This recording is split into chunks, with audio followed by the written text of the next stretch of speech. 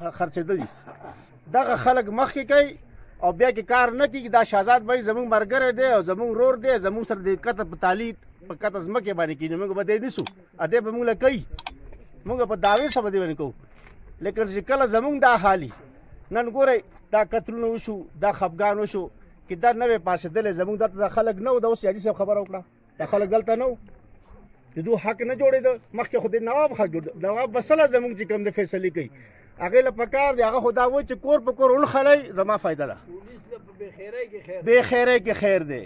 نو دغه وجه ده چې هغه کور په کور ونښلئ، هغه زمونږ حکمراني قایم وي. هغه اکبر بوټي زمونږ یو ملګری و، هغه جج جوړ شوی بوټي علاقې ته لاړ، هغه راوغوښته چې زه کویټه کې کېنه تنخواه اخله، دلته مه راځه، زه نکاح په خپله کومه، جنازه په خپله کومه، فیصلې په خپله کومه، تعلیمونو حاجت نشته، زه هلته کور کې کېنه.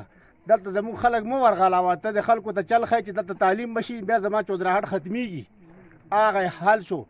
پخوا نه اوسه پورې موږ حق کوي، غلامانو زندګي ده، غلامانو ذهن دی، او که څوک رښتیا وایي حق وایي موږ په خوله باندې لاس ږدو. خبردار څه ونه وایي، دا نواب د خان به خفه شي، بیا به ځای نه وي، دا پردي ځمکه کې ته ناست دی، پردي کور کې ناست دی. اوسه پورې زموږ ذهن حق کوي دی، خدای خاطر وکړئ، ځان وپېژنئ.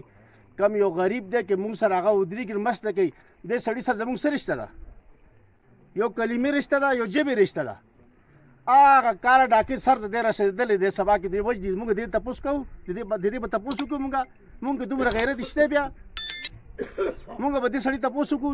دې کړاو موږ دلته چې کوم دی شاور راغی، چند مفاز خرس خلک دی، په چېرته ماشومانو او چاخ زنانو دعاګانې به لګېدلي، روډ موږ ته ورکړی و، ایسته اکسلیټر راغی، له پاسه وخته ګټې والا، دا تورې ګټې والا. موږ شپې 12 بجې د سړي ته ټلیفون وکړو، روژه ده، د مانسیرې نه خلاص راغی، هلته سلا زمونږ تکلیف ته دی ورسېده. چند مفاد پرستی هغه مفاد لپاره خلک تباه کړه، علاقه غرق کړه. دغه یو سړی د منډه وي، لیکن چې کله ضرورت وخت راشي دی موږ بیر کړي، موږ هغه 1500 روډ ته ګورو.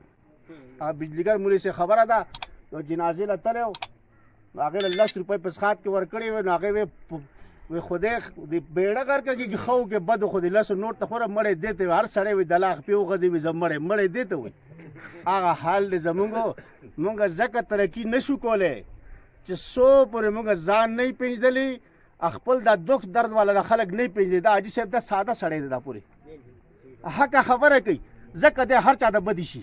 وجه دا ده چې د غریبانو سره ودرېږي، او موږ د نوابان په سر کېنول 50-25 کاله نواب راځي لاغه کته باندې کې کېناسته، تر چټیا ته پر پټو پورې زموږ د ټول شونګلې باندې فیصله وکړه، لاړ.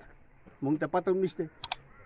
دغه حال د هر علاقې دی، کم چې دا زموږ د پسماندې علاقې دي، زموږ د خاص کې د ګوجر قوم، د تنولیان د غرونو والا، او بای زموږ فیصله کته مانسیره کېږي، موږ خبرې ومه. اوس الله فضل دی، د نوې نسل پیدا شو، شعور راغلی، او دا خلکو کې به راځي انشاءالله کې داسې سړي موږ سره ملګري شو، موږ د دوی مرسته وکړه. نو د غرونو سره پر د روټونه به هم وي، بجلي به هم وي، زموږ کارونه به هم کېږي، او زموږ باندې څوک به زیاتې نه شي کولی.